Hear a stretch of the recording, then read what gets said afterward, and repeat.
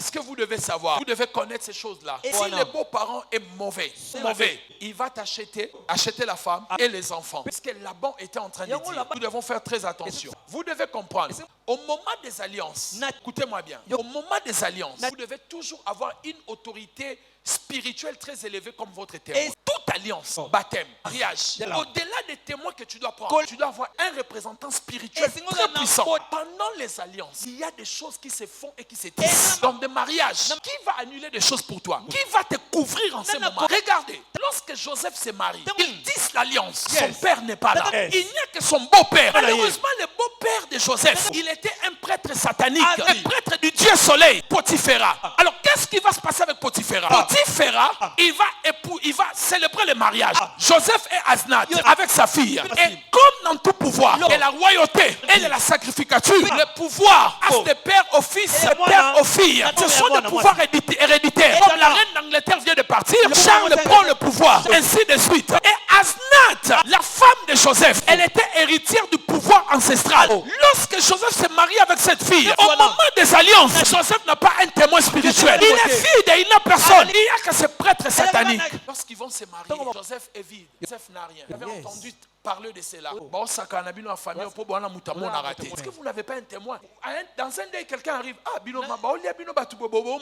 Est-ce que vous n'avez pas de témoins? Des gens qui voient dans le monde spirituel. Vous n'avez pas les hommes de feu. Des gens qui peuvent se tenir là pour refuser certaines alliances. Et Joseph entre dans une alliance. Il se marie avec la fille d'un prêtre satanique. Et à la naissance des enfants, et la fille, et Joseph, et les enfants de Joseph appartenaient à ces messieurs. Parce que Joseph n'avait pas de père. Son père, c'était ce monsieur-là. Mais lorsque Joseph a appris que son père était vivant, qu'est-ce que Joseph a dit? Mon père vit encore. Il a dit quoi? Allez les chercher, qu'ils viennent en Égypte. En principe, son père était âgé. Il était la deuxième personnalité. Il pouvait demander à Pharaon, laissez-moi aller voir mon père. C'est un voyage de 11 jours. Je vais voir mon vieux père. Il a dit non, mon père vit, qu'il vienne ici. C'était au-delà de la visitation entre deux personnes. C'était autre chose. S'il vit, qu'il vienne ici. Lui, c'est un père qui est dans la magie. Mon père aussi a vu des esprits, des anges. Il a combattu avec des esprits. Qu'ils viennent ici. Ça sera la guerre de père. Et ça la bitoumé, ça y a banaté. Donne-moi une amène, je vais te parler. Il y a des choses, même dans la sorcellerie, on vous dit, toi, passe derrière. C'est comment n'est pas à ton niveau. Vous avez entendu parler de cela. Il y a des batailles qui sont des batailles de père. L'enfant ne pourra pas combattre. Il y a même des pères qui te disent,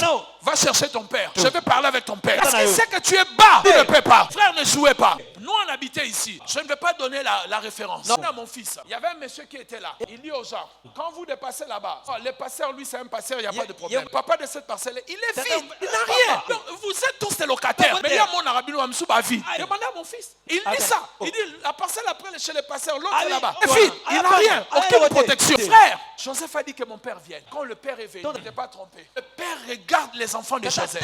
Lisons par là. Genèse 48. Commençons au premier verset. Après ces choses, l'on vint dire à Joseph, voici ton père est malade. Et il prit avec lui ses deux fils Manassé et Ephraïm. La Bible dit, on vint dire à Joseph, voici ton père est malade. Et il prit avec lui ses deux fils Manassé et Ephraïm. On avertit Jacob et on lui dit, voici ton fils Joseph qui vient vers toi. Et Israël rassembla ses forces et s'assit sur son lit. Verset 3. Jacob dit à Joseph, le Dieu Tout-Puissant m'est apparu à Luz, dans le pays de Canaan. Il m'a béni, il m'a dit, je te rendrai fécond, je te multiplierai. Je ferai de toi une multitude de peuples. Je donnerai ce pays à ta postérité après toi pour que le possède à toujours. Amen. Verset 5 est avec moi. Amen. Lisons tous ensemble. 1, 2, 3.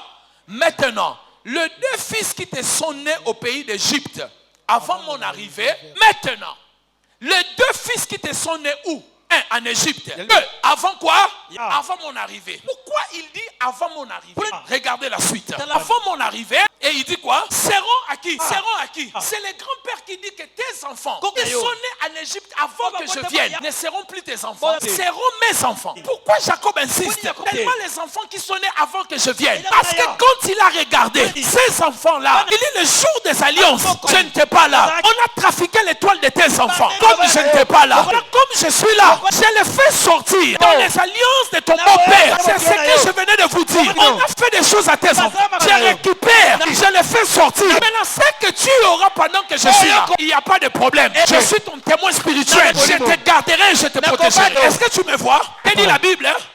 Manassé seront à moi comme Ruben et Siméon. Verset 6. 1, 2, 3. les enfants que tu as engendrés, après eux, seront à qui? Quels enfants que tu vas engendrer pendant que je suis là. Là, ce seront à toi. Deuxièmement, ils seront appelés par ton nom. Ils seront tes enfants. Pourquoi? Parce que je suis là. Je te protège. On ne peut plus trafiquer tes enfants. Vous voyez mes bien-aimés. Maintenant, là où ça devient encore compliqué, c'est le verset, prenons 16 pour gagner le temps. Et l'ange qui m'a délivré de tout mal, et ni ses enfants, soient appelés de mon nom.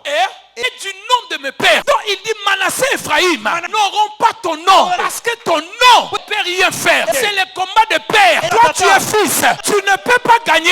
Le prêtre du Dieu soleil. Moi je suis le prêtre. C'est le combat de père. Quand ils seront mes enfants, il faut qu'ils entrent dans mon héritage. Pour venir sortir. Il ne pourra pas entrer dans ma lignée, dans la lignée d'Abraham, pour retirer ses enfants. Mais s'il reste tes enfants, tu as épousé sa fille, il t'a nourri, t'a soutenu, t'a conseillé, il aura le pouvoir d'entrer chez toi. Dis-moi un amen bien. Si tu prends ton argent, tu le caches dans la chambre de ton père, ton beau-père ne viendra pas là-bas. Mais si tu le caches dans ta chambre, il viendra chez toi. Si tu n'es pas là, il a sa fille, va prendre l'argent de ton mari, donne-le-moi. Il dit, laisse-moi faire sortir tes enfants. Que je le fasse entrer dans mon héritage, il ne pourra rien. Ainsi je déclare dans le nom de Jésus. Tu ne m'as pas dit amen, je déclare dans le nom de Jésus. Amen.